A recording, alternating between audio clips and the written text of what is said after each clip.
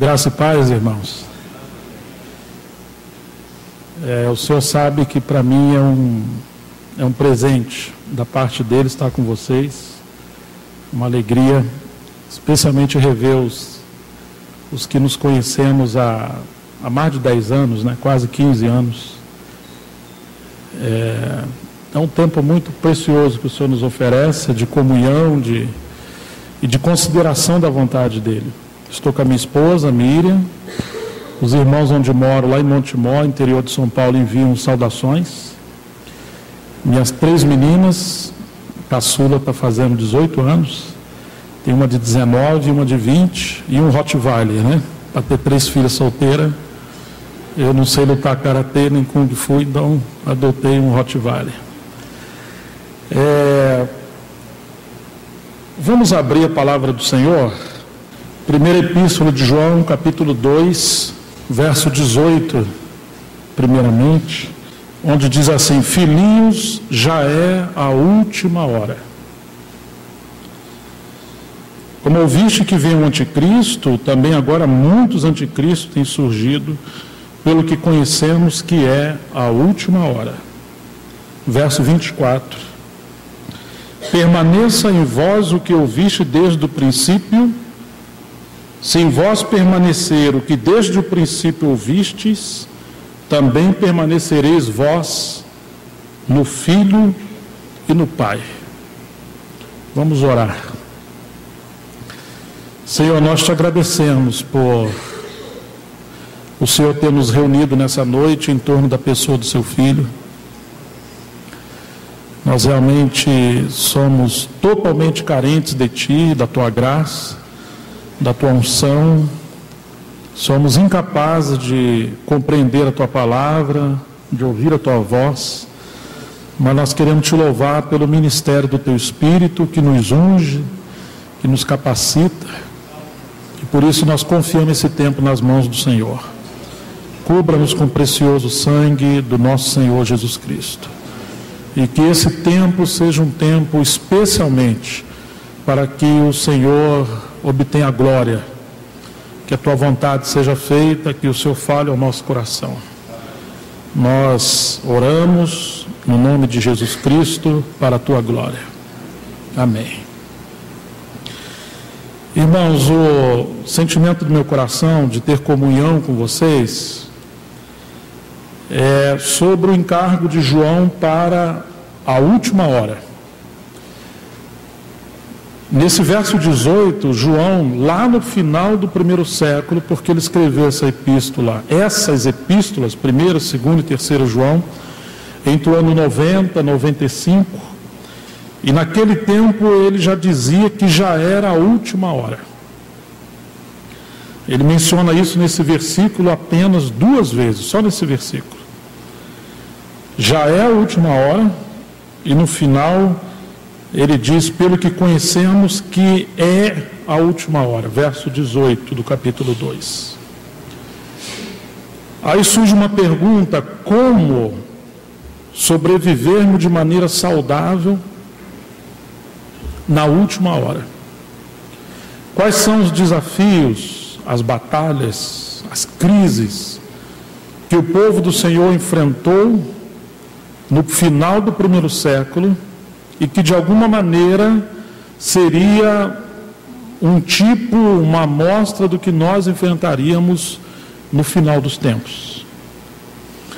Se na consideração de João já era a última hora, nós estamos agora no final dos últimos 2000 anos, então nós estamos nos últimos segundos ou centésimos ou milésimos. Nós estamos realmente nas pontas dos pés.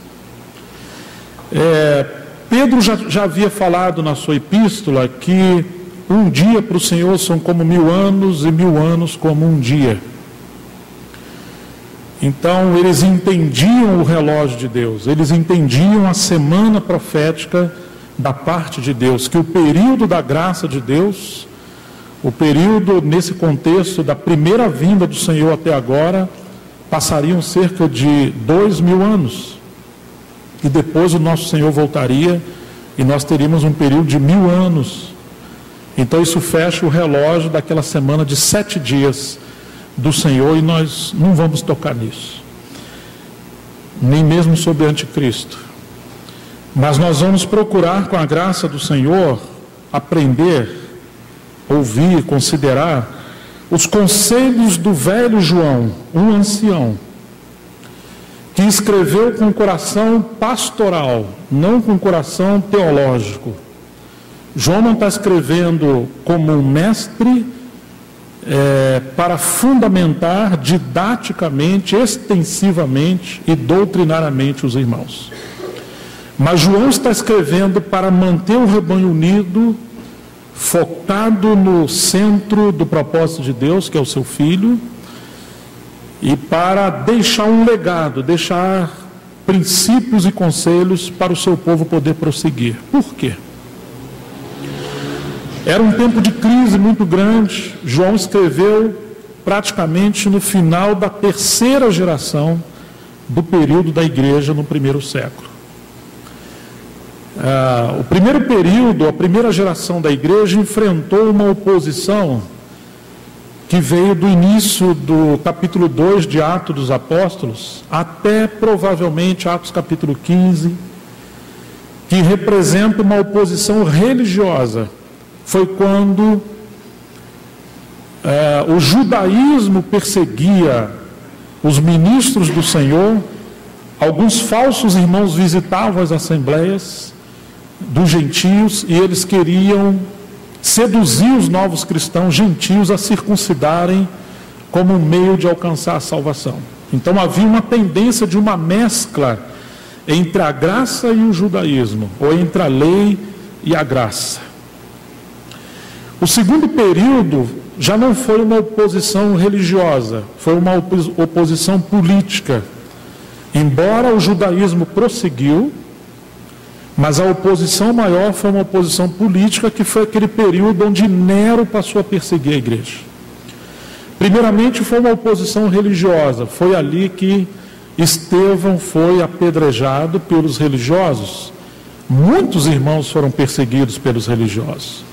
E havia uma perseguição, digamos, teológica, uma oposição de falsos mestres, porém externos, não dentro do seio da igreja, era do judaísmo. O segundo período de perseguição foi política, porque era Roma como aquela nação, como aquele império, melhor dizendo, que tinha aquela ostentação de governo, e eles passaram a dominar o mundo inteiro. E naquele período, ou você declarava que Nero era o rei e senhor, ou Jesus era o rei. Se você realmente não confessasse o senhorio de Nero, você poderia ser martirizado. Muitos dos irmãos foram martirizados nesse período. Foi nesse período, quando os cristãos estavam sendo perseguidos, que aconteceu o incêndio de Roma e também a invasão romana em Jerusalém. Aproximadamente ali no ano 70, Roma cercou Jerusalém, aonde a igreja em Jerusalém vivia. Jerusalém foi invadida e se cumpriu aquela profecia do Senhor, que disse que ele falou: Jerusalém, Jerusalém, que negligenciava, eles estavam obscurecidos no seu entendimento, e eles matavam os profetas e apedrejavam os que eram enviados. Eles estavam cegos, e eles não sabiam que a paz deles se devia, e que viriam dias que Jerusalém seria cercada de trincheiras, e não ficaria pedra sobre pedra. Naquele período, quem estivesse no campo ou nas montanhas não deveria voltar a Jerusalém, a entrar na cidade, e quem estivesse na cidade deveria fugir. Os discípulos que conheciam o Senhor e ouviam os apóstolos, eles saíram da cidade, mas muitos foram martirizados entre os judeus. Então Jerusalém foi incendiada, e quando o incêndio irrompeu em Jerusalém, especialmente no templo, o ouro que estava entre as pedras do templo começou a derreter, e os soldados então removeram todas aquelas pedras para remover o ouro, e se cumpriu a profecia do Senhor que não ficaria pedra sobre pedra. Nesse período, muitos morreram. E aí nós temos o contexto das epístolas de Pedro, a epístola aos Hebreus, Tiago, Judas. Alguns escreveram antes, mas o contexto é um contexto onde muitos irmãos estavam sendo espalhados por muitas regiões por causa de perseguição romana. E depois desse período, porque no final dele foi quando Paulo foi decapitado, ele fala isso em 2 Timóteo, que ele já estava sendo oferecido como libação sobre o sacrifício, ele sabia que ele seria martirizado. Pedro foi crucificado de cabeça para baixo, Tiago foi martirizado logo ali no capítulo 12 de Atos, bem antes de Paulo. Mas enfim, aqueles apóstolos, aquele colégio apostólico de Jerusalém, eles foram martirizados. Muitos deles morreram, vários deles morreram, e muitos irmãos de peso naquela época também morreram. João foi o único que permaneceu vivo. E entre Paulo e João temos aproximadamente 30 anos. Que Paulo trabalhou ali na Ásia, teve Éfeso como a sua base do seu ministério na Ásia. E no final da carreira de João, ele foi exilado pelo imperador romano, na ilha chamada Patmos. Depois ele voltou, no período de Domiciano, e ele teve um tempo mais confortável, e ele se instalou na cidade de Éfeso. Nesse período bem velhinho, foi quando João está escrevendo as suas cartas.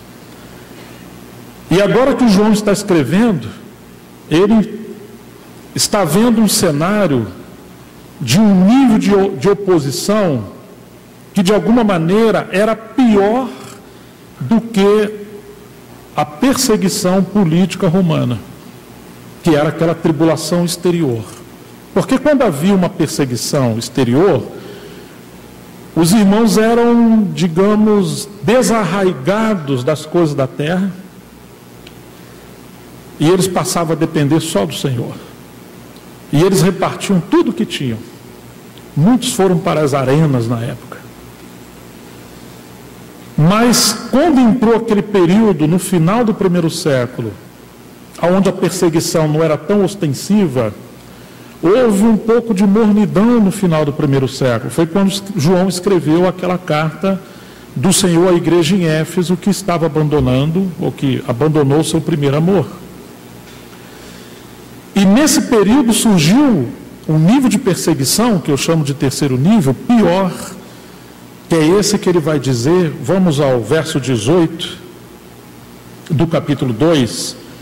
Filhinho, já é a última hora, e como ouviste que vem um anticristo, o anticristo viria no final dos tempos, antes da vinda do Senhor. Mas João fala, também agora muitos anticristos têm surgido.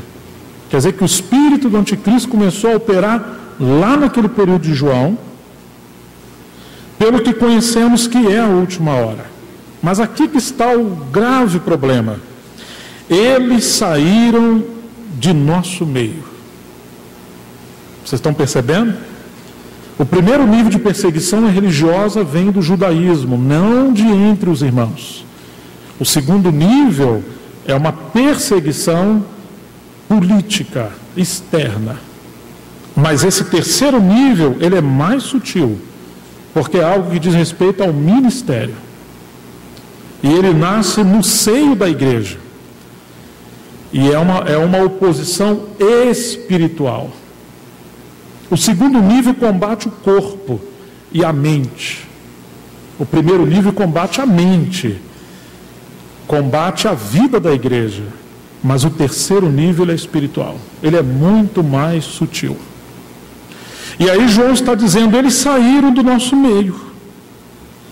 Entretanto, não eram dos nossos, porque se tivessem sido dos nossos, teriam permanecido conosco. Todavia, eles se foram, para que ficasse manifesto que nenhum deles é dos nossos.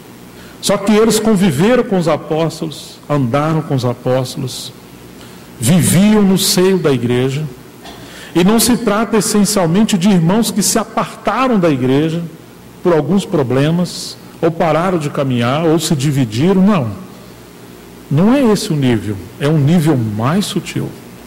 Ele está falando de pessoas que tinham um cunho ministerial e eles agora romperam com o colégio apostólico e com a verdade, e eles saíram de entre eles, e eles agora se passaram a trabalhar como mestres, mas no espírito contrário a tudo aquilo que é de Cristo. Eles ainda visitariam as assembleias, eles ainda tentariam liderar, eles ainda tentariam pastorear, eles ainda seriam, entre aspas, pastores. E, irmãos, Paulo já havia morrido, Pedro já havia morrido, Tiago, todos aqueles obreiros de peso que eram colunas da igreja no sentido universal, já haviam morrido. E agora João está no final da sua carreira. E João está vendo o início de uma apostasia mais profunda. E uma crise de ministério apostólico, porque muitos daqueles haviam morrido, uma falta de autoridade da palavra mais expressiva. E você imagina o coração desse pai espiritual que sabe que vai partir. E ele chama os irmãos de filhinhos. Puxa, que situação! Os apóstolos estão indo embora. Já temos uma perseguição religiosa que ainda continuou, porque depois veio o gnosticismo, que também prevaleceu na época de João. Temos um cenário de oposição política ainda, diminuído, mas ainda temos. E ainda temos falsos apóstolos e falsos mestres trabalhando no espírito de anticristo. E agora João vai embora. Como caminhar de maneira saudável como igreja? Como preservar os fundamentos? Como permanecer de maneira saudável?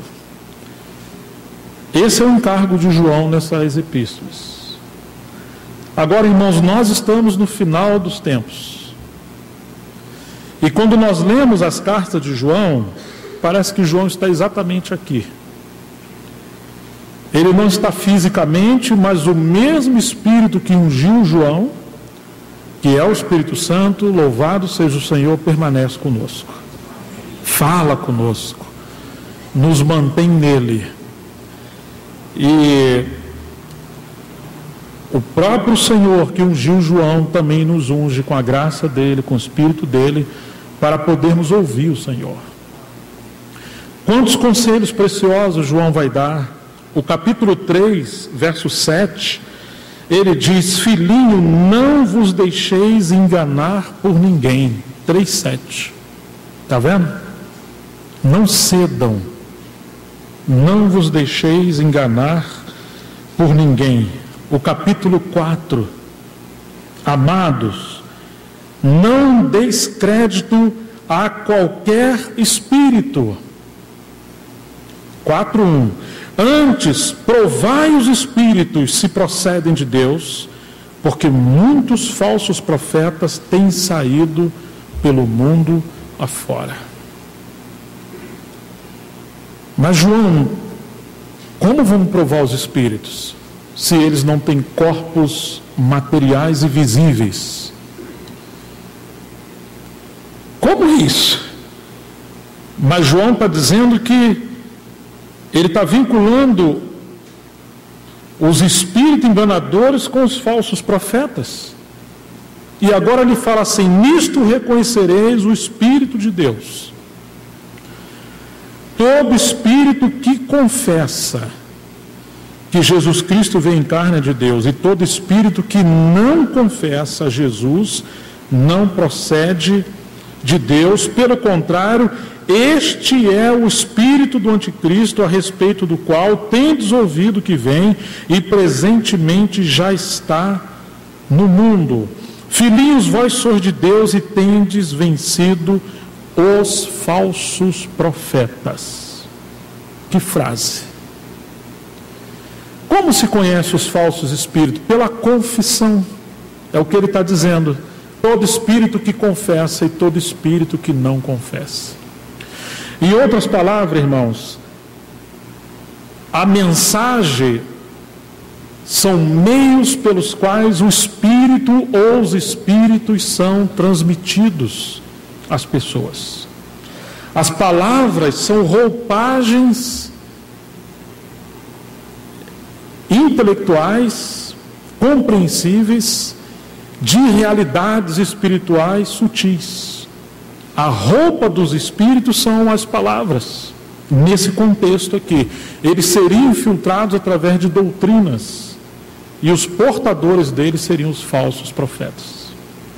E agora João está dizendo que os irmãos haviam vencidos não simplesmente o pecado e os pecados pela fé na obra da cruz, na graça de Deus, não simplesmente o mundo, não simplesmente a morte e o anticristo, as crises, mas ele aqui está falando de um nível de vitória: vencer os falsos profetas. Você percebe então que o terceiro nível da terceira geração, que é uma oposição espiritual, ela é muito mais sutil, ela é muito mais misteriosa e requer discernimento espiritual, fundamentação na palavra, unidade, unção, para se perseverar no Senhor. E aí, queridos, como começa João, depois disso que nós já temos considerado um pouco do contexto do final do primeiro século? Lembre-se que João está partindo. Eu não estou dizendo que não haveriam e nem existiam outros apóstolos. Claro, entre os 12, todos, com exceção de João, já havia morrido, e João também estaria morrendo, e Paulo também, e outros já haviam morrido, mas ainda haviam Policarpo, Papias, Clemente, Hermas e outros irmãos que foram colaboradores desses apóstolos de Paulo e de João. Alguns estavam ainda naquele contexto, outros viriam depois, mas de alguma maneira aquele colégio apostólico estava realmente no fim, porque a primeira companhia de apóstolos, que foram os 12, eles são chamados de apóstolos do Cordeiro,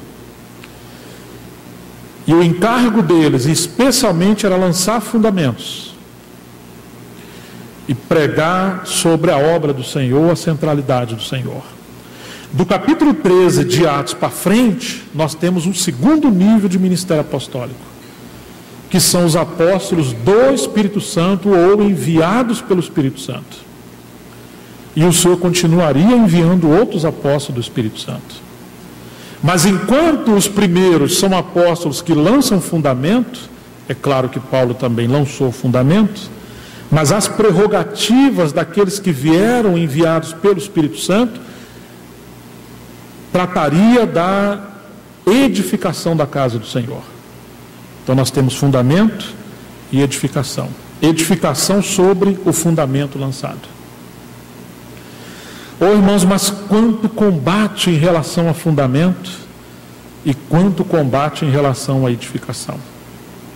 Porque quando se trata de fundamento, trata-se por um lado de doutrina, ou seja, de verdades centrais da fé. E por outro lado, trata-se da pessoa e obra do Senhor, que essas verdades centrais apontam. E quando se fala da edificação, fala-se do aspecto pastoral, administrativo, no tocante a governo. Fala-se de vida de igreja, fala de edificação, de normalidade. Nós precisamos caminhar com as duas coisas. Nós precisamos de palavra profética, que nos aponta o caminho, de acordo com a verdade de Deus, e mostra para onde nós estamos indo. E esse é o trabalho dos profetas, que tem o querigma de Deus, e dos mestres que nos instruem pelo didaquê, pela doutrina. Mas nós precisamos de pastores que apacentam o rebanho e mantenham a unidade. Quando vemos o final do primeiro século, todas essas coisas estavam em confronto. E aí nós vamos encontrar que, porque era uma crise no cenário geral, João não fala de ordem exterior da igreja, no tocante a reuniões, a diaconia, a presbitério, a liturgia, a normalidade. Quando se perde realidade, a vocação, a convocação é voltar à essência, voltar aos princípios.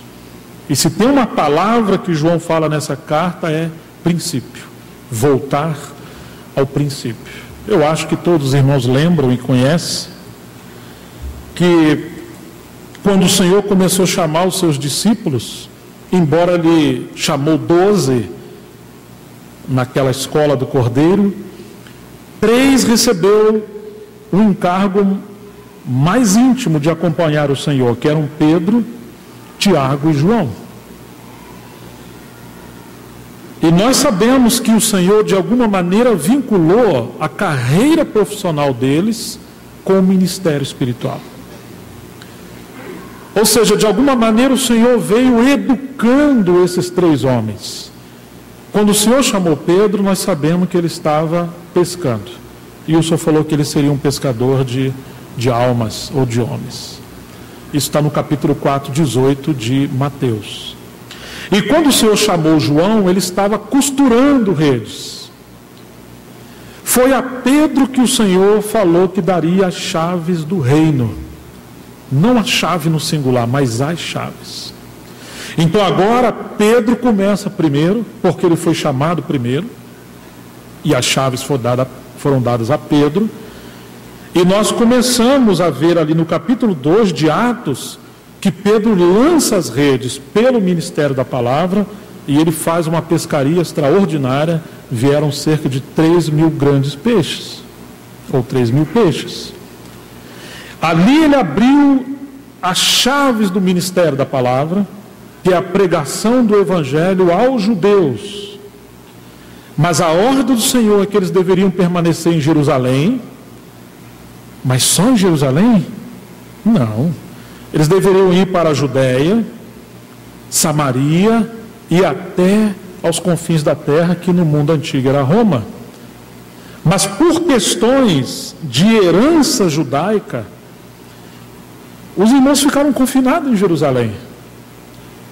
Naquele período havia um tripé da religião judaica: a lei de Moisés, o templo em Jerusalém e Moisés. Quando o Senhor curou aquele cego de nascença em Atos 9, e eles perguntam àquele cego quem o curou e se ele foi curado, e o cego responde de maneira muito clara. Chega uma hora que o cego fala: vocês querem ser discípulo dele? Ele falou: não, discípulo dele sejam vocês. Nós somos discípulos de Moisés. Passaram-se cerca de 1.600 anos entre Moisés e a vinda do Senhor. E tudo aquilo que o Senhor fez no Velho Testamento era uma tipologia que apontava para Cristo. Moisés era um tipo de Cristo, o templo era um tipo de Cristo. E todo aquele ritual e a liturgia da lei eram tipologias do sacrifício, pessoa e obra do Senhor na igreja. Eles ficaram com a tipologia e não com a realidade. O fim da lei é Cristo, mas para eles o fim da lei nunca havia chegado. Então o Senhor teve que permitir uma grande perseguição em Jerusalém. Mataram Estevão, depois mataram Tiago. E no ano 70 destruíram o templo, para eles entenderem que o verdadeiro templo é a pessoa do nosso Senhor. Quando o Senhor falou: eu vou derrubar esse santuário, ou esse templo, e eu vou reedificar ele em 3 dias, como sinal que ele faria, ele não disse que ia reedificar o templo de Jerusalém, mas ele está falando da sua ressurreição. E nós seríamos batizados pelo Espírito Santo para dentro de Cristo, que é esse corpo místico do nosso Senhor. Essa é a casa de Deus de verdade. Então, irmãos, esse tripé da religião judaica, não que houve um erro, mas que Satanás usou esses elementos para manter o povo do Senhor no contexto da velha aliança como uma religião terrena e não como testemunho do Senhor, o Senhor teve que tratar com isso. E agora, o Senhor permite uma perseguição, e de alguma maneira, Pedro chegou às terras dos gentios, e ele chegou em Jope, e ele estava hospedado na casa de um Simão, ali no capítulo 10 e 11 do livro de Atos. Nós sabemos que ele teve uma visão, um êxtase, por volta da tarde, de 3 horas da tarde, ou meio-dia, perdão. Ele viu aquele lençol vindo do céu, amarrado pelas 4 pontas, cheio de animais, répteis e quadrúpedes, toda espécie de animal imundo, e uma voz do céu lhe falou: Pedro, mata e come. Você lembra que Pedro respondeu? Não, Senhor, porque nunca comi coisa comum e imunda. Que paradoxo! Se Jesus é o Senhor e Pedro é um servo, como ele fala não para o Senhor? Então você vê que há um choque entre o contexto religioso que Pedro foi condicionado em toda a sua história como judeu e essa voz do Senhor. Ele foi treinado desde a infância para não comer coisa comum e imunda. E agora, irmãos, nós vemos que a visão era estranha, mas a voz era clara. E Pedro vai ter que escolher entre ficar com a tradição ou com a voz do Senhor. E isso se repete por 3 vezes. O que o Senhor estava fazendo com Pedro? O Senhor estava mudando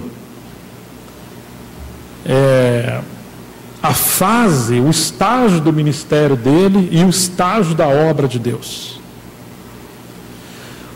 Pedro estava na casa de um Simão curtidor. Naquele contexto, essa profissão era considerada imunda. Esse Simão curtidor vivia perto das águas de Jope. O cheiro era insuportável no seu trabalho, porque ele pegava as peles dos animais recentemente mortos e virava pelo avesso e tirava aquele resto de carne apodrecida. Ele tinha que lavar, ele tinha que cortar, depois colocar essas peles para ser curtida no calor do fogo, para elas ficarem flácidas, flexíveis. E depois disso, ele faria então odres novos e faria outros elementos de couro. O Senhor já havia falado para Pedro e para os demais: vinho novo se põe em odres novos. Quando o Senhor falou isso, haviam 2 tipos de odres na época do Senhor. Um que vinha de Hebrom, e esse odre suportava muito mais pressão e não se rompia facilmente. E alguns odres que vinham de mercadores, quase como as nossas lojas de R$ 1,99 que nós temos hoje. É tudo bonitinho, né? Vem quase tudo da China e do Paraguai, mas não aguenta a pressão. Hebrom, no Velho Testamento, que é aquele lugar onde Caleb e Josué quis herdar quando eles entraram em Canaã, fala do ponto mais alto da conquista de Deus, que representa o pico da comunhão de Deus com o seu povo. Não uma comunhão individual com alguém, mas um testemunho do povo do Senhor como habitação de Deus. E você lembra que lá em Hebrom nós temos 3 gigantes, que eram os piores gigantes daquela época. Então, quanto mais a obra do Senhor vai sendo conduzida coletivamente para um nível maior de maturidade, maior é a oposição do inimigo. Tinha algumas cidades ali. Nós encontramos a cidade de Luz, que representa a revelação, e nós encontramos Betel, que representa a casa de Deus, na base da revelação, mas Deus quer Hebrom. Ele quer que na casa seja cheia de luz, mas uma comunhão orgânica, coletiva, onde ele seja tudo em todos. Irmãos, e ali está Pedro. Um anjo visita Cornélio, um centurião da corte italiana. e fala: manda homens lá chamar Simão, por sobrenome Pedro, que está na casa de Simão curtidor. Ou seja, cuidado que são 2 Simões. E aquilo que Simão curtidor está fazendo com aquelas peles representam o que Deus faria com aquele servo dele, e de maneira aplicativa o que Deus faz com todos os seus servos. Pedro já era um apóstolo, Pedro era um homem de Deus, a sombra de Pedro curava, ele era um homem da palavra, mas Pedro ainda estava cheio de si. Pedro precisava ser virado pelo avesso, havia resto de carne que precisava ser tratado, e ele precisava ficar no calor do Espírito Santo para se tornar um novo odre, porque isso seria o resultado do ministério de Pedro. Muitas das vezes nossas assembleias são o resultado dos ministérios. Se temos misturas, teremos igrejas misturadas. E o Senhor precisa nos purificar no fogo da tribulação, da disciplina, da cruz. Ele sabe como lidar com cada assembleia e com cada um dos seus servos. Oh, irmãos, muitas coisas nós não entendemos, mas o Senhor sempre nos ama e nada fugiu do seu controle. E ali estava Pedro. Ele precisava usar a chave da palavra para abrir a porta do evangelho aos gentios, e ele só usou para pregar aos judeus no capítulo 2. E agora os soldados chegam da parte de Cornélio, aquele centurião da corte italiana, e eles estão chamando Pedro, e o Espírito Santo teve que falar algo para Pedro: ô Pedro, tem uns homens aí te procurando, vai sem perguntar coisa alguma, ou seja, fica quieto. Ah, irmãos, às vezes nós temos tanta dificuldade de ficar quieto.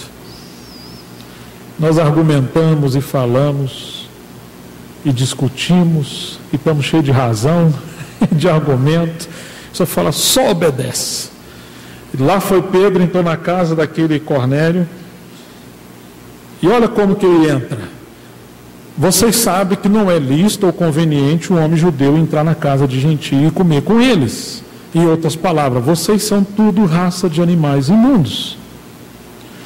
Mas não sei o que deu no Senhor, ele falou para mim não considerar imundo ou impuro que ele purificou. Agora eu estou aqui, o que vocês querem? Ô irmãos, que homem bravo, não é, rapaz? Você já reparou? Bravo. Pedro era assim. Andar perto de Pedro não era fácil. Graças a Deus que tinha João. Ainda que João, que era o mais manso, foi chamado filho de trovão, porque um dia ele quis tacar fogo nos samaritanos e causar um genocídio ali em Samaria. Mas ele era o mais mansinho, né? Deus sempre tem que colocar alguém mais manso perto de um Pedro, senão não sobra nada. Ele brigava até com o Senhor. E ali Pedro abriu a palavra aos gentios, e o Senhor salvou muitos dos gentios. E depois que Pedro avança nessa direção, Deus introduz uma nova fase no ministério, que é o ministério de Paulo. E nós não vemos mais Pedro como aquele que levava, digamos, a linha de frente do ministério da palavra. Isso não significa que o ministério de Pedro cessou, mas significa que o ministério de Pedro atingiu o clímax do encargo ou da parte que Deus confiou a ele. Então agora Deus introduz uma outra escola ou uma outra linha de ministério, que enquanto Pedro, isso está em Gálatas 2, recebeu o apostolado para os judeus, Paulo recebeu pela graça de Deus o apostolado para os gentios. Então enquanto Pedro trabalhou mais na Palestina, Paulo percorreu até os confins da terra. Enquanto Pedro trabalhou mais com os judeus, com seus companheiros, Paulo trabalhou com os gentios. Enquanto Pedro escreveu sobre o reino em 2 epístolas, Paulo escreveu sobre a casa em 13 epístolas, declaradamente dele, porque Hebreus nós não sabemos. E E aí, irmãos, Deus introduziu uma nova fase no ministério. Mas que interessante, quando o Senhor chamou Pedro, ele estava pescando. E quando o Senhor chamou Tiago e João, eles estavam costurando redes. E depois ele chamou Paulo, que o ofício de Paulo era fazer tendas. Então, do ministério do Pedro, como evangelista ou pregador do evangelho, nós imediatamente pulamos para o ministério de Paulo. Mas se você atentar bem, entre o capítulo 11, 10 e 11, e o capítulo 13, ou seja, entre Pedro e Paulo, nós temos o capítulo 12. E você se lembra o que aconteceu no capítulo 12? Quem estava lá no capítulo 12? Quem é? Peguei vocês, né? Pode falar alto aí, quem que estava? O que aconteceu no capítulo 12? Tiago foi sacrificado ao fio da espada por Herodes. Esse Tiago é um dos 12 que se tornou um dos 3, Pedro, Tiago e João, que o Senhor treinou de forma mais profunda para o ministério. Ou seja, irmãos, enquanto Pedro era um pioneiro, e Deus usaria Pedro de forma extraordinária e usaria João também, Deus usou Tiago da mesma maneira. A questão é que nós temos a tendência de tentar migrar de avivamento para edificação. O que eu quero falar com avivamento? É que em todo lugar, quando Deus começa a sua obra, começa com pregação do Evangelho, às vezes com milagres, sempre usando evangelistas ou apóstolos, e nós temos um avivamento. Demônios são expulsos, pessoas são curadas, pessoas se convertem, temos milagres de transformação de vida. É uma fase que, se alguém der um aleluia, todo mundo está chorando. Temos muitos dons. E aí vem aquele período de ministério da palavra para edificar os irmãos. Ou seja, entre fundamento e edificação, ou entre os alicerces e a casa. Mas quando você percebe Pedro como um evangelista, alguém que representa essa linha de frente de avivamento, e imediatamente você vê Paulo na sobreedificação, nós encontramos um elemento que é chamado Tiago. Nós não podemos migrar de Pedro para Paulo ignorando Tiago. Esse é um dos graves problemas, porque em muitos lugares o Senhor levantou ministérios ungidos e assembleias que caminhavam em normalidade, e de alguma maneira houveram problemas, divisões, e algumas nem se recuperaram mais. Às vezes, em nome da unidade, nos dividimos. Em nome da edificação, destruímos. Em nome da humildade, nos tornamos arrogantes. Porque o que entendemos de Paulo é correto, corretíssimo, mas ainda está na nossa cabeça e não no coração. E como disse um sábio, entre o céu e o inferno nós temos um palmo, ou seja, entre a nossa mente e o coração. Nós precisamos do capítulo 12 de Tiago. Muitos de nós estamos dispostos a ser Pedro.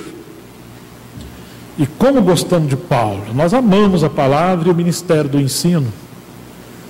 Mas, irmãos, qual é o encargo de Tiago? Tiago foi treinado para não ser ninguém. Tiago foi treinado para morrer.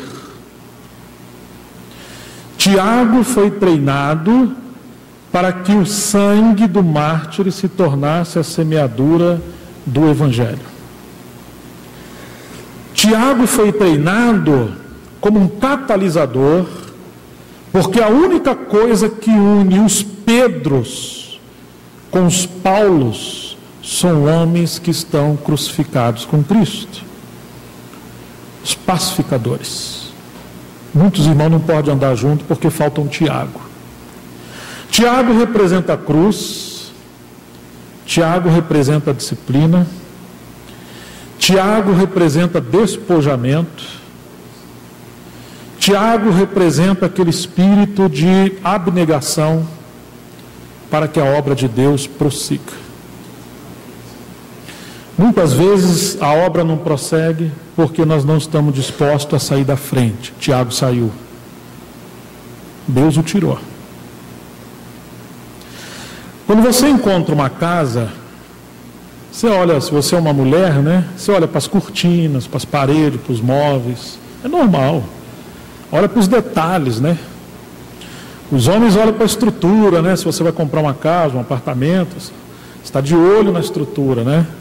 Porque janela, porta, essas coisas você pode arrancar, botar de novo, mexer, até quebrar a parede, mas a estrutura não.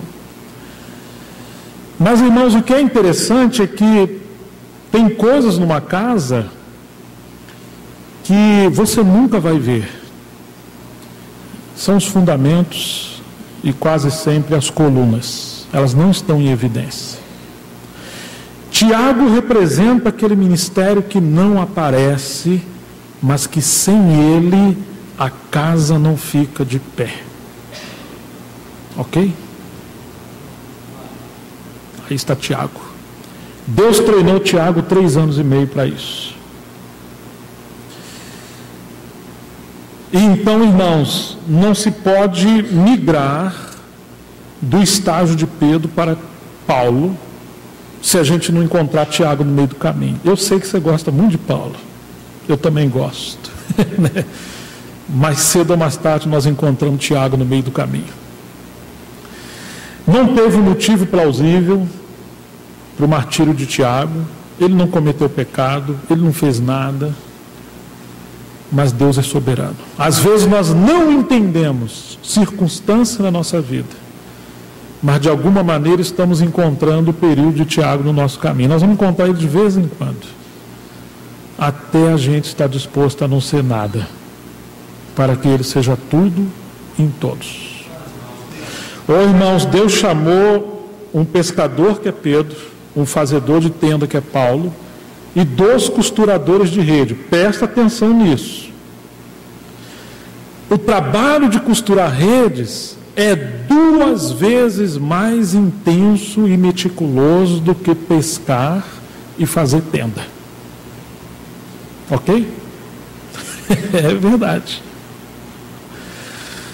E tem 2 pessoas que Deus usou, 2 linhas de ministério, que é Tiago no primeiro início da obra e João quando tudo estava quase perdido no final do 1º século.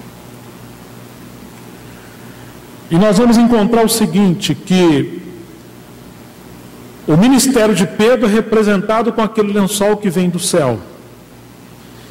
Eu diria que parece a mudança que a gente faz quando a gente não tem muito dinheiro para contratar uma empresa. A gente faz aquela mudança assim de noite, né? Porque você vai arrumando as caixas, dobrando tudo bonitinho, tá? Mas chega uma hora que você enche, não dá mais, você joga tudo dentro de uma coxa do cobertor e você faz uma trouxa, né? Mas é melhor mudar de noite, que aí a vergonha é menor, ninguém vai perceber. E as muambas a gente joga em cima do caminhão. Até o cachorro às vezes vai em cima do caminhão. Isso é mudança de pobre, né? Eu tenho bastante experiência nessa área. Mudei pouquinho, né? Quando você vê o ministério de Pedro, não tem muita forma. É tipo a nossa mudança. As coisas que estão ali dentro nos pertencem, mas você não sabe onde é que está. Demora tempo para achar. O Senhor mostra que o ministério de Pedro representa aquela esfera do reino que o Senhor ia nos colocar todos juntos, amarrado pelas circunstâncias. Mas você tinha aves de rapinas, e você sabe que as aves, você chega perto delas, elas voam. Tem irmãos que é assim, estão num galho, amanhã que está em outro. É só você tentar tratar com eles, aconselhar, disciplinar, exortar, eles não ficam.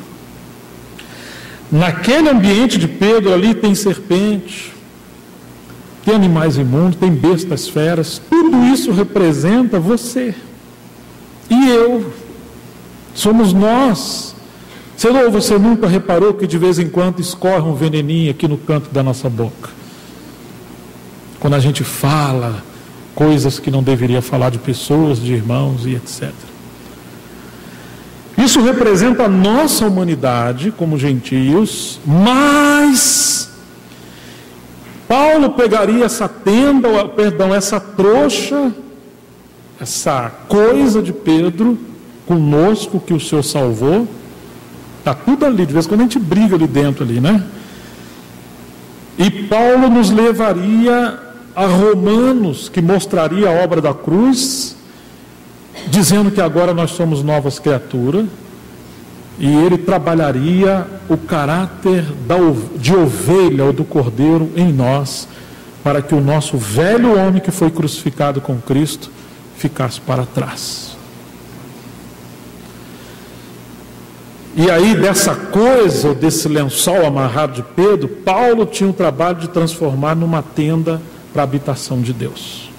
Então a ênfase de Pedro é o reino, a ênfase de Paulo é a casa, e a ênfase de João é a família de Deus. Por isso que João fala de pais, jovens e filhinhos. E ninguém tratou mais de casa do que Paulo. E Tiago representa a disciplina. É muito interessante que o primeiro Tiago morreu no capítulo 12, mas Deus levantou um outro Tiago para escrever uma epístola, que foi irmão do Senhor. E quando você lê a epístola de Tiago, você vai ver que o caráter dela é disciplina. Disciplina para gerar maturidade, e maturidade para nos dar o reino. Esse é o assunto da carta de Tiago, que não é o primeiro Tiago entre os 12, mas é o irmão do Senhor que se converteu depois da ressurreição de Cristo. Mas a gente percebe aqui, irmãos, esses 4 homens, Pedro, Tiago e João, que representam 4 linhas de ministérios que se complementariam em todo esse primeiro século e representariam frentes ministeriais, de maneira que todos aqueles que servem ao Senhor no ministério permearia de alguma maneira o caminho dessas linhas, de uma maneira ou de outra. Mas que o segredo foi que o Senhor vinculou essas linhas de ministérios e complementou essas linhas de ministérios. Quando nós chegamos em Gálatas, Paulo falou que ficou muitos anos sem ver os irmãos em Jerusalém, especialmente as colunas. Mas no capítulo 2 de Gálatas, ele diz que por uma revelação, em obediência ao Senhor, ele foi a Jerusalém, com Barnabé e Tito. Ele foi porque o Senhor mandou, e ele obedeceu. Parece que ele não iria, porque Paulo estava seguindo a sua carreira, de maneira acertada.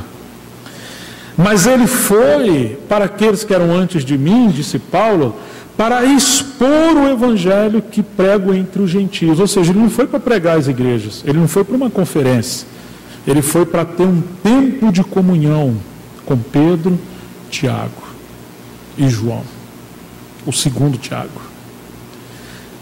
E eles ali foram conferir o que eles estavam pregando, se examinar no Senhor, e depois que eles reconheceram a graça de Deus em Paulo, diz as Escrituras que esses 3 apóstolos, Pedro, Tiago e João, deram a desta de comunhão a Paulo e o abençoou para que ele fosse aos gentios como eles foram agraciados por Deus para ir aos judeus. Você percebe que o Senhor afinou, complementou, e aí Paulo repreendeu Pedro na cara, na presença de todos, porque ele não andava segundo a verdade do Evangelho. Ou seja, Pedro foi complementado por Paulo, que veio depois de Pedro. Nada era vitalício na carreira, mas a revelação, ela era superior à história, à historicidade. Começa com Barnabé, depois vem Barnabé e Paulo, e depois vem Paulo e Barnabé, de alguma maneira, sumiu num determinado tempo.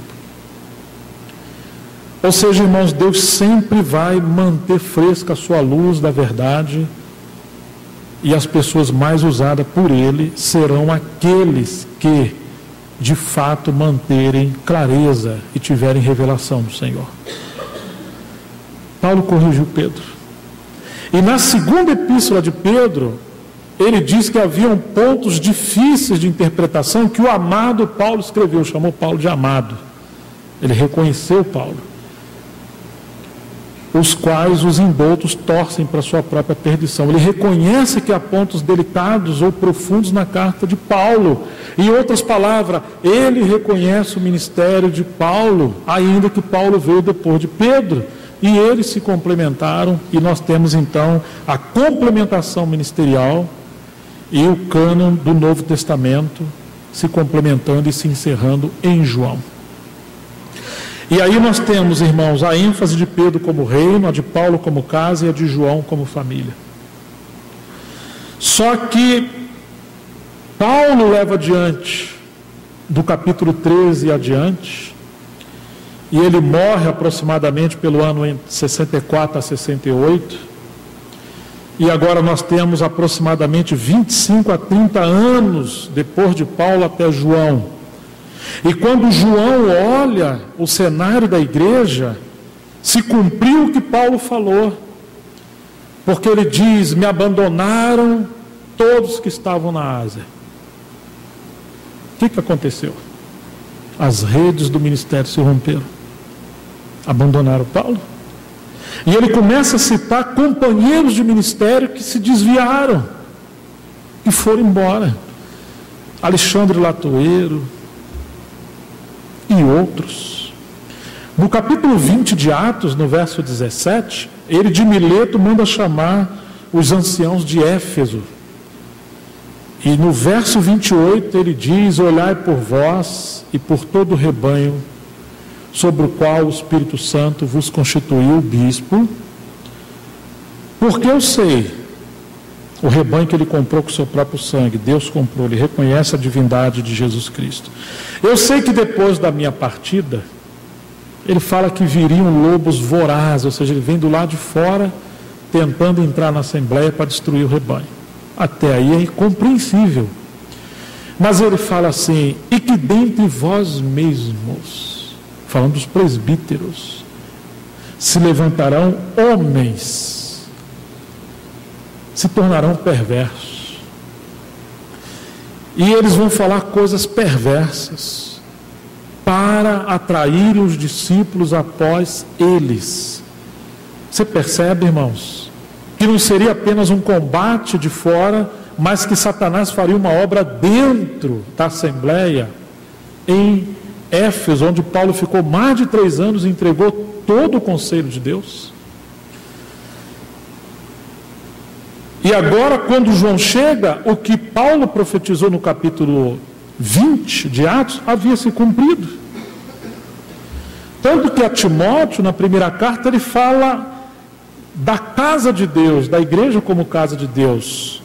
Mas na segunda carta ele fala que numa grande casa há vaso de honra e de desonra. Algo Satanás fez, que já havia muitas misturas ali.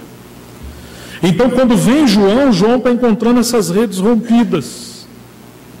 E João vai partir. E todos os apóstolos já haviam morrido. E além da oposição religiosa, além da oposição política de Roma, na segunda geração, João está vivendo de maneira como se fosse assim a parte mais tenebrosa da carreira dos apóstolos, encontrar que as redes estão rompidas do testemunho do Senhor e que alguns que andaram com os apóstolos, alguns que andaram com eles, passaram a trabalhar no espírito do anticristo. Irmãos, e as redes que começaram com Pedro e passaram nas mãos de Paulo, agora estão rasgadas. E João vai ter que costurar essas redes. Então, quando nós olhamos a primeira epístola, a segunda epístola, a terceira epístola de João e o Evangelho, nós poderíamos chamar essas epístolas de epístolas que estão remendando ou costurando as redes. Esse é o encargo de João. Quando a gente olha esse cenário, como é que começa a primeira epístola de João? Diz assim: o que era desde o princípio. Que maravilha, irmãos. Quando surgem crises na igreja, se você tentar discutir os problemas que estão surgindo agora, talvez esses problemas vão se multiplicar. E o segredo é ir na raiz dos problemas, e não na ponta dele ou na periferia. Qual é a raiz? A raiz é que se saiu do princípio. Um outro espírito entrou. Então João começa saindo fora do terreno da discussão, das doutrinas estranhas, dos falsos mestres, dos falsos irmãos. Naquele período, irmãos, havia o gnosticismo no auge dele. O que era o gnosticismo? Era uma religião mística, esotérica, que envolvia a cabala, que era um conceito judaico baseado em numerologia e revelação da lei de Moisés e do Pentateuco. E eles misturaram a palavra de Deus com misticismo, e eles eram esotéricos. Eles tinham grande desejo e fome por conhecimento místico. Eles buscavam conhecimento. Gnosis no grego é conhecimento, e cismo, né? Uma escola de conhecimento místico. E esse movimento gnóstico judaico, eles tinham uma grande dificuldade de aceitar o corpo humano como uma dádiva de Deus, porque eles entendiam que todo problema humano está na sua carne.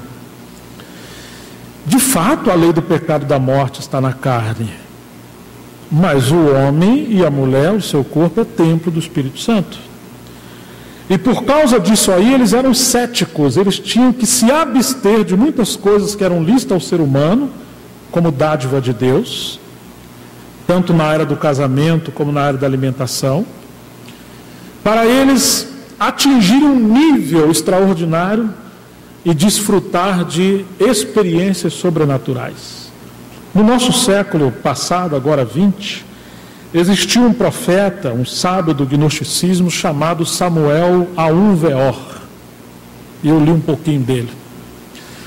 E estranhamente eu conheci um casal que seguiu essa escola.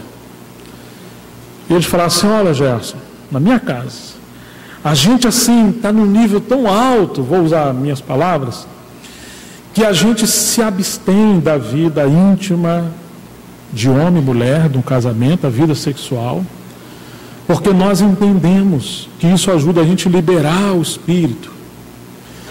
E a gente agora tem um nível de conferência, mas ela não acontece na terra, ela acontece nos céus, sabe? E só vai quem atingiu esse nível.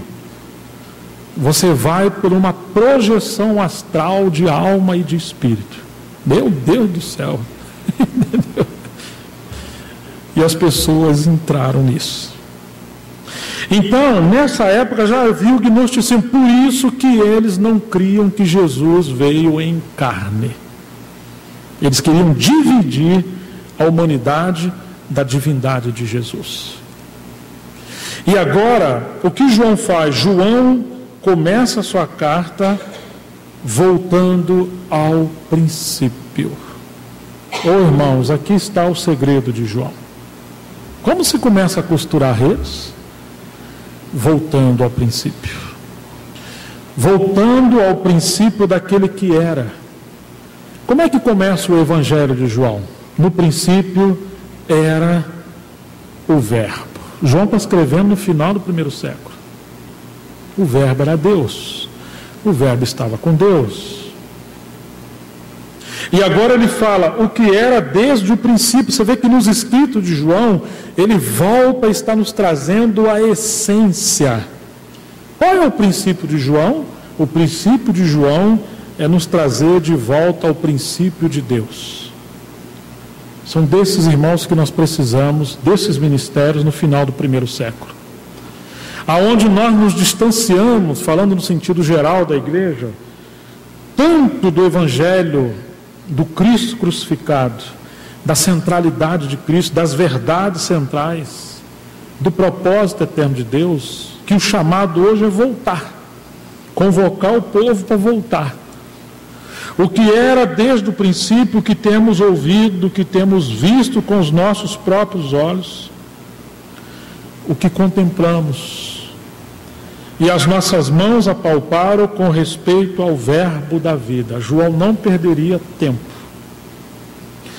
Interessante que nessa época, os gnósticos excluíam as pessoas que eles entendiam que não tinham um conhecimento mais elevado. Eles eram exclusivistas. Paulo falou um pouco, né? Os judeus pedem sinais e os gregos buscam conhecimento. Já em Corinto havia isso, essa sutileza. E nós devemos ter muito cuidado, irmãos, para não sermos como gnósticos, amarmos de maneira desequilibrada o conhecimento, ao ponto de nos contentarmos com o conhecimento e não com a revelação de Cristo em nós. Não podemos ser uma assembleia cheia de conhecimento e pobres da revelação de Cristo. O conhecimento incha e o amor edifica. Ou seja, irmãos, o conhecimento só faz sentido se ele nos levar a ser mais parecidos com Jesus, a sermos a casa de Deus como sua habitação. O conhecimento não pode ter um fim em si mesmo. O propósito de Deus não é nos dar conhecimento, mas o seu Filho. Porque senão nós passaremos a nos desintegrar pelo conhecimento e a criarmos escolas ministeriais, e nós vamos querer, eu prefiro mais Pedro, né? E eu prefiro mais Paulo, e assim sucessivamente. Ao ponto que teremos assembleias que quem gosta mais de conhecimento vai para o lugar tal, e quem não gosta vai para o outro, que é mais avivada. Mas não é assim que o Senhor planejou a sua igreja, e nós precisamos orar para que o Senhor nos complemente ministerialmente, para sermos equilibrados e enriquecidos com toda a plenitude do nosso Senhor. Irmãos, a vida se manifestou, e nós a temos visto e dela damos testemunho. E vou-la anunciamos a vida eterna, a qual estava com o Pai e nos foi manifestada. O que temos visto e ouvimos, anunciamos também a vós outros, para que vós igualmente mantenhais comunhão conosco. Ora, nossa comunhão é com o Pai e com seu Filho Jesus Cristo. Estas coisas, pois, vos escrevemos para que a nossa alegria seja completa. A vida se manifestou. João está mostrando, irmãos, que só há realidade quando há vida. É uma carta trazendo o povo de Deus de volta à comunhão, mas a comunhão é na base da vida, não no conhecimento. Claro que temos a verdade aqui em João. É a vida que procede da verdade e a verdade que procede dessa vida. É a palavra dessa vida, como o anjo falou a Pedro lá em Atos. Ide ao templo e anunciai todas as palavras dessa vida. Mas a vida estava se perdendo. O povo estava se desintegrando nesse período. Quando não há vida, não há comunhão. Quando não há vida, nada vai sustentar os nossos programas. Nós vamos criar muito sistema para tentar nos manter como igreja. Só a vida nos atrai, só a vida corrige, só a vida encabeça, só a vida produz ministérios, só a vida suscita harmonia nos casamentos, na família, entre os anciãos. Irmãos, só a vida nos leva a viver como Jesus, a sermos mais parecidos com Ele. Só a vida nos leva a viver vitoriosamente sobre o pecado, sobre o mundo, sobre o diabo, sobre a morte. Eu vim para que tenhais vida e vida em abundância. João veio costurar redes, nos trazendo de volta a vida que está no Filho de Deus. E ele agora vai começar a falar dessa comunhão. Não é a comunhão num assunto, numa escola, numa liderança. É a comunhão do Pai com o seu Filho, no Espírito Santo, a qual nós fomos chamados. Essa comunhão inclui todos os filhos de Deus, sem acepção. Para isto fosse chamados, disse Paulo aos Coríntios no capítulo 1, verso 9, para a comunhão do seu Filho Jesus Cristo. Ou seja, irmãos, que a igreja, segundo o ponto de vista de Deus, é a extensão da comunhão da Trindade. A igreja é o ambiente onde Deus compartilha com os homens, pelo Espírito Santo, o que na eternidade apenas as 3 pessoas da Trindade compartilhavam. Você se lembra de Mateus 16? Quando Jesus, andando com eles ali nas regiões de Filipos, pergunta: o que diz os homens ser o Filho do Homem? Cesareia de Filipos. Uns dizem que tu és João Batista, ou alguns dos profetas que ressuscitou, quem sabe Jeremias. E vós quem dizeis que eu sou? Porque esse era o conceito religioso. Mas e vocês? Quem vocês falam que eu sou? Irmãos, o senhor faz uma pergunta que nenhum deles podia responder. Porque ele já havia falado em Mateus 11, 25, que ninguém conhece o Pai senão o Filho. E ninguém conhece o Filho senão o Pai e aqueles a quem o Pai o quiser revelar. Então o Senhor faz uma pergunta aos discípulos que eles não podem responder por eles mesmos. E agora? E agora que Pedro toma a palavra e diz: tu és o Cristo, o Filho do Deus vivo. E o Senhor fala: bem-aventurado és tu, Simão Barjona, porque não foi carne e sangue que tu revelaram, ou seja, não foi uma dedução lógica sua, mas o meu Pai que está nos céus. Estão lembrados disso? Em outras palavras, irmãos, o Senhor fez uma pergunta aos homens na terra, provocando o Pai dos céus a falar com os homens, para que aquele diálogo que o Pai tinha com o Filho na eternidade continuasse na história da humanidade, pelo Espírito Santo. Deus, o Pai nos céus, responde ao Filho na terra através de Pedro. Claro que essa revelação não veio exatamente só agora, ela foi construída no discipulado. Mas isso é a igreja. O Pai e o Filho compartilhando pelo Espírito Santo, porém através de homens e mulheres regenerados. Irmãos, se nós perdemos isso, perdemos tudo. Nós precisamos de revelação, de comunhão, de unção, de graça, de humildade. Não importa o quanto você está certo, o quanto você já leu, o quanto que eu li, o quanto fomos para a conferência, isso não significa nada se perdermos essa essência desse chamamento celestial para a comunhão do Pai com seu Filho Jesus Cristo. Nós não fomos chamados para reunir num lugar melhor. Nós somos chamados para a Assembleia de Deus, para a igreja como casa de Deus. As pessoas saem do lugar e vão para outro, elas não saíram de lugar nenhum. Elas continuam no mesmo lugar, que é a esfera de Adão. Adão está sempre procurando alguma coisa para ele. Irmãos, assim João começa a sua carta. Ou seja, olha, os falsos mestres,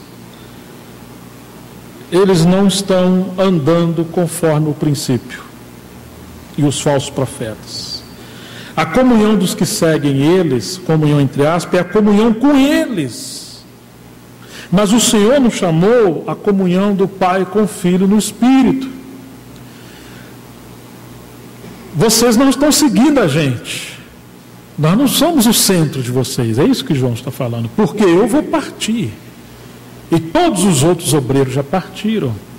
Mas o Pai, o Filho, o Espírito Santo continuam habitando em vocês. Que coisa, irmãos, que quando Paulo plantava as assembleias locais, depois sabe o que ele fazia? Ele ia embora. Mas e aí, como é que ficavam os irmãos? Cheios do Espírito Santo. Talvez se Paulo ficasse, eles não ficariam tão cheios do Espírito Santo. Mas eles ficaram cheios do Espírito Santo. Depois Paulo voltava reconhecendo os anciãos que o Espírito Santo havia levantado entre eles. Hoje nós queremos que os obreiros fiquem, porque nós temos a mesma tendência dos judeus. Temos fixação no templo, em nosso Moisés ou em nossos Moisés, e em leis, em conhecimento. O Senhor quer nos libertar de toda fixação ideológica, mental, fixa, e quer nos levar a essa habitação no seu Filho. Às vezes Deus tem que tirar os líderes entre nós. Desculpa essa expressão, e você nem precisa acreditar nisso, pode jogar fora, ou talvez guardar, porque pode ser que sirva para o futuro. Mas Ele quer nos encabeçar no seu Filho e levantar novos líderes, novos irmãos e irmãs para servir. Às vezes, irmão, nós estamos tão confortáveis da maneira que nós estamos, que nós estamos cômodos e deixamos de seguir para a nova fase que o Senhor quer nos levar. Quando João está escrevendo, é um período de decadência, e João está querendo nos levar, nos trazer de volta. Esse é o final do primeiro século, e é o final é a última hora. Nós estamos no final dos tempos do relógio de Deus e nos últimos centésimos de milésimos de segundos desse relógio. Se isso era realidade para aquela época, imagine para nós que estamos nesse tempo. Lá, João falou dos anticristos, agora vem o anticristo. Ou seja, que tudo que o inimigo começou a semear no primeiro século, ele vai colher agora. Assim como o nosso Senhor, como noivo que está sendo gerado, amadurecido no seio da igreja para vir, para voltar, o inimigo também está no meio das civilizações, unindo política, economia e religião, preparando as civilizações globalizadas para estabelecer o reino do anticristo. Nós estamos no finalzinho de tudo. E a gente vai seguir vendo, se o Senhor nos der essa graça, os demais textos de João, como que João aconselhou a permanecermos de maneira vitoriosa no meio desse contexto aonde as redes foram rompidas, a realidade espiritual estava se perdendo, havia escassez de ministros sérios da palavra, de homens comprometidos com a verdade, e havia gnosticismo, falsos profetas, decadência. Que se João transmite mais conhecimento, o problema iria aumentar, como aconteceu com a igreja em Corinto. Vocês já estão enriquecidos em todos os dons, conhecimento, de maneira que não falta nada, nem ministérios. Como é que você vai ajudar uma igreja como essa? E a resposta disso está em 2 Coríntios. Agora João também, não podia dar mais nada. João só podia trabalhar para trazer o povo de volta a essas realidades da pessoa do Senhor, da vida do Senhor, do princípio, da verdade de Deus, da unção do Espírito Santo. E isso era a maneira de João costurar para restaurar o testemunho do Senhor. Irmãos, hoje nós vamos ficar por aqui, mas que permaneça em nós esse senso, esse estado espiritual de que o Espírito Santo está nos chamando para uma vida mais profunda com Ele, tanto individual como coletiva, como assembleia, aonde nada se perde, nada, nem dons, nem a palavra, nem o conhecimento, nada se perde, mas que tudo seja encabeçado pelo Filho de Deus, e que sejamos de fato cheios do Espírito Santo, para que o Senhor tenha a sua noiva e possa voltar. Vamos orar. Senhor, nós queremos te dar graças, porque o teu Espírito Santo nunca nos faltou, e o Senhor continua a nos falar. Obrigado, porque o Senhor usou João para falar que a unção do Santo permaneceria sobre nós, e que ninguém ia precisar nos ensinar coisas novas, porque Ele nos ensinaria acerca de todas as coisas, e como Ele é verdade, e a sua unção é verdadeira, ela nos ensina a permanecer nele. Nós queremos te adorar, Senhor, e pedir-nos, capacita a permanecer nele, a valorizar tudo que é do Senhor. Ó Deus, obrigado por estarmos juntos aqui, como assembleia reunida, e que teu Espírito Santo possa continuar nos sustentando e nos conduzindo. Abra os nossos olhos, nos dê discernimento, nos dê temor, possamos realmente ouvir a tua voz. Nos guarde nesses dias, para que o seu propósito seja levado adiante. Em nome de Jesus, para a tua glória. Em nome do Senhor Jesus. Amém, irmãos.